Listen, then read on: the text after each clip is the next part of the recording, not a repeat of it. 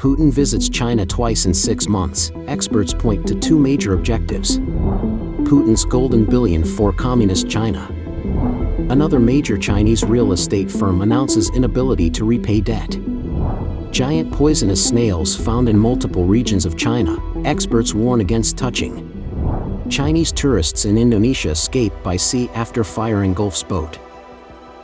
It's all covered in today's China Truths. Putin visits China twice in 6 months. Experts point to two major objectives. Russian President Vladimir Putin arrived in Beijing at 4 a.m. on May 16, marking not only his first trip to China during his new term but also his second visit within 6 months. During this visit, Putin engaged in significant discussions with Chinese leader Xi Jinping, which culminated in the signing of several bilateral agreements and a joint press conference. This visit came shortly after Putin's inauguration on May 7, where he promised that Russia would navigate its challenges with dignity and maintain strong relationships with countries that view Russia as a reliable partner. With limited travel options due to being wanted by the International Court, Putin's swift visit to China underscores the importance of the Chinese Communist Party as Russia's indispensable ally and strategic partner. The primary goals of his trip were to solidify this partnership, support Russia's position in the Russo-Ukrainian War, and attempt to break through the international isolation facing Russia. Xing Qinma from Taiwan's Tamkang University elaborated on the complexity of these relationships, noting the CCP's covert and overt efforts to support Russia despite Western sanctions. He pointed out Europe's particular displeasure with the CCP's role in reinforcing Russia's military-industrial complex. Focus on military and economic support. The ongoing Russo-Ukrainian conflict, which has extended beyond 800 days, was a key topic during Putin's discussions in China. In preparation, Putin had aligned with his defense team in Moscow, including appointing Andrei Belousov as defense minister to handle the economic implications of rising military expenditures. Belousov's extensive experience in managing trade and investment relations with China is crucial, especially as Western sanctions drive Russia to depend more on its economic ties with China. Zhong Jidong from Taiwan's National Defense Security Research Institute emphasized the growing importance of China's financial support in light of these sanctions. Meanwhile, the military-industrial cooperation between the two countries continues to deepen, with a significant portion of Russia's military use imports, such as chips and machine tools, coming from China.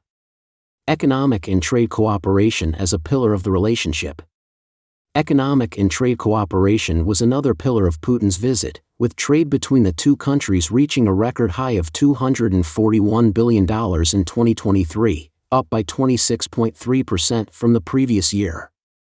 Yuri Ushakov, Putin's assistant for international affairs, indicated that numerous documents, including commercial ones, were set to be signed, highlighting potential economic incentives like the development of Russia's Far East and the significant Siberia Power 2 natural gas pipeline project. Zhong Jidong noted that since the Russo-Ukrainian War, China has become an increasingly vital economic and trade partner for Russia, stepping in as Western countries cut off ties with Russia. This has allowed China to purchase Russian resources at reduced prices and increase exports to Russia. Xing Qinma noted that despite Russia's keen interest in expanding economic and trade ties, Xi Jinping must tread carefully to avoid alienating European countries, balancing his export-driven economic strategy with international relations.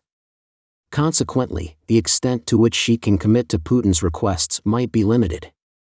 U.S. response and international dynamics. Amid these developments, U.S. Treasury Secretary Yellen discussed forthcoming measures against China, aiming for a restrained response from Beijing. On May 14, the White House announced new tariffs on Chinese imports, potentially tripling those on electric vehicles. Additionally, on May 1, the U.S. sanctioned nearly 300 entities, including over 20 in China and Hong Kong, for aiding Russia's acquisition of essential technology and equipment. This series of actions highlights the complex geopolitical dynamics as the U.S. seeks to counteract China's support for Russia amidst the ongoing conflict. Putin's golden billion for communist China. On May 15, the Kremlin published an interview in which Putin spoke to China's state-owned Xinhua news agency. One notable point is that he blamed the golden billion for the world's woes. Mr. Anderscore, who holds both a bachelor's and a master's degree in political science from Yale University, gave his analysis of this topic. Let's dive in. In the interview, Putin divided the world into wealthy and poor nations and argued that poor countries, led by China, see BRICS as a platform for their voices to be certainly heard. Putin's view of geopolitics starkly contrasts President Joe Biden's division of the world into democracies versus autocracies. Putin claims that US-led Western elites refuse to respect civilizational and cultural diversity and reject centuries-old traditional values. Yet he does the same in Ukraine, and the Chinese regime does the same to its Uyghur, Tibetan, Falun Gong, and Christian groups. Furthermore, the United States, in fact, supports diversity as long as the term is not twisted to mean dictators overrunning their borders, subordinating foreign populations to their unilateral rule, refusing to let people vote in real elections, and taking property from citizens and investors in an unreasonable manner.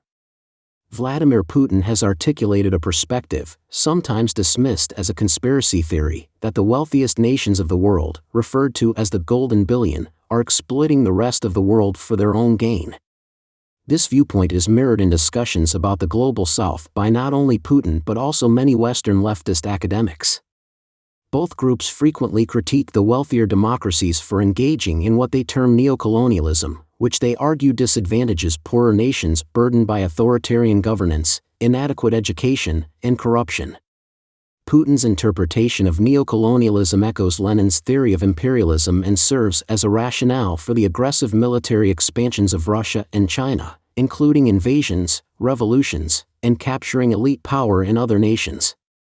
In his discourse, Putin suggests that the BRICS countries, including Brazil, Russia, India, China, and South Africa, with China at the helm, are leading a coalition against the so-called Golden Billion, primarily the G7 nations, which historically included Russia until it was expelled following its invasion of Ukraine. Putin omitted any reference to the historical context of the United States helping to rebuild the economies of many G7 nations post-World War II through the Marshall Plan, and the subsequent international aid these countries have provided to others, including BRICS nations. His narrative also overlooks the appreciation these nations might express for such aid, especially now as they align against the G7. In an effort to protect their economies from international sanctions, China and Russia are shifting their trade away from the US dollar. During his interview, Putin highlighted that over 90% of transactions between Russian and Chinese companies are conducted in their national currencies, predominantly the yuan, which underscores the increasing influence of the Chinese Communist Party over Russia in these economic exchanges. The founding of the Chinese Communist Party in 1921 by the Comintern, established under Lenin's direction in 1919, was driven by a dual goal: to instigate anti-capitalist revolutions in Europe and provoke anti-imperialist uprisings in the colonial world, including China. Historian Lorenz M. Luthi notes that the aim was to weaken imperialism in China as a means to facilitate anti-capitalist revolutions across Europe. Although Sino-Soviet relations deteriorated starting in 1956, they saw improvement after the dissolution of the Soviet Union in 1989, leaving the United States as the sole superpower. The formation of the Shanghai Five in 1996, which evolved into the Shanghai Cooperation Organization, SCO, under China's initiative, marked a significant step in security collaboration involving Russia, China, and other regional players. This organization now includes several Asian countries, with others like Afghanistan, Belarus, Iran, and Mongolia holding observer status. Notably, many of these countries, according to Putin's remarks, share a stance against U.S. hegemony. The rise of Vladimir Putin in 1999 and subsequent U.S. military actions, such as the rapid capture of Baghdad in 2003, pushed Beijing and Moscow closer together, viewing the expansion of U.S. power with increasing alarm. This alignment is reflected in their participation in the SCO, which fosters coordination among countries that challenge or resist the US-led international order. The growing alliance between China and Russia, underpinned by organizations like the SCO and BRICS, poses challenges to the US influence. Addressing this challenge will require a mix of strategies, including offering positive incentives for countries leaning towards democratic reforms and market economies, as well as imposing sanctions or other punitive measures on those aligning too closely with Beijing and Moscow. The international organizations led by the CCP not only normalize but also bolster the aggressive stances of Moscow and Beijing, suggesting that membership in these groups should potentially open countries up to corresponding consequences. Another major Chinese real estate firm announces inability to repay debt. Aoyuan Group, a key player among the five tigers of South China in the real estate sector, has defaulted on its debt obligations. On May 14, Aoyuan issued a statement attributing its failure to make interest payments on its 2020 notes to liquidity issues.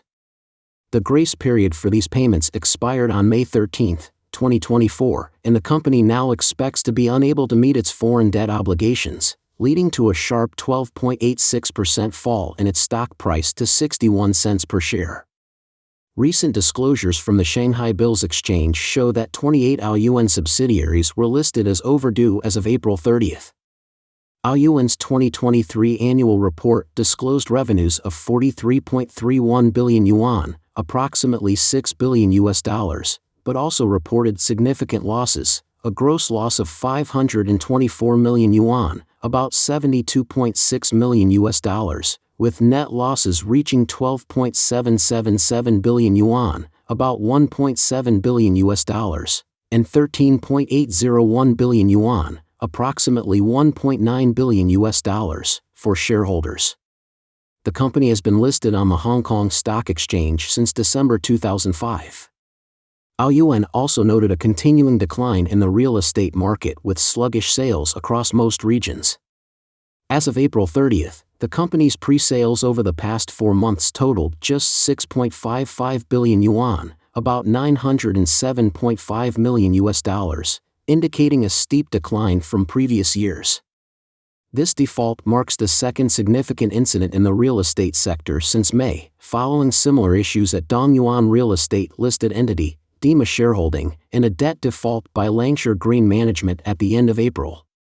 China Business News has highlighted an increasing trend in defaults and noted that some real estate companies are undergoing a second restructuring of already restructured debts, pointing to an escalation in debt risks.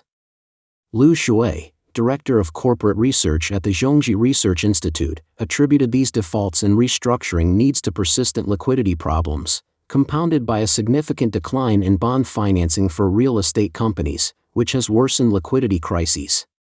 CRIC data further illustrates this downturn, showing that financing for 65 typical real estate companies dropped by 29.5% month-over-month and 56.5% year-over-year in April, continuing a trend of diminished financing levels. The broader crisis in China's real estate sector has precipitated major bankruptcies and defaults, with significant players like Country Garden halting numerous projects. The downturn has also led to a sharp decline in residential sales and an increase in unsold homes, potentially causing up to 5 million job losses. As previously reported, on May 15, Bloomberg reported that Chinese authorities are considering measures to direct local governments and state-owned enterprises to purchase unsold properties at substantial discounts using loans from state-owned banks, in an effort to address the looming real estate crisis. Giant poisonous snails found in multiple regions of China, experts warn against touching. Recently, areas across mainland China, including Fujian, Guangdong, Hainan, Guangxi, and Yunnan, have reported seeing numerous large snails in places like streets, parks, and residential areas post-rain. A video from Guangdong captured snails clinging to a street lamp, seemingly to avoid the rain. On May 6, a woman in Huizhou, Guangdong, who lives on the second floor, shared a video online where she discovered 2 large snails in her kitchen after leaving a window open during rain. One snail even made its way into her cup. These aren't ordinary snails but are known as brown jade snails or giant African snails, an invasive species. They typically seek shelter in damp, cool places like under tree roots or in gutters filled with decaying leaves. Experts advise against any contact with these snails, as they harbor viruses and parasites that can cause serious health issues if the snails are consumed. Improper handling could lead to diseases such as tuberculosis and meningitis, with severe cases possibly resulting in dementia or death.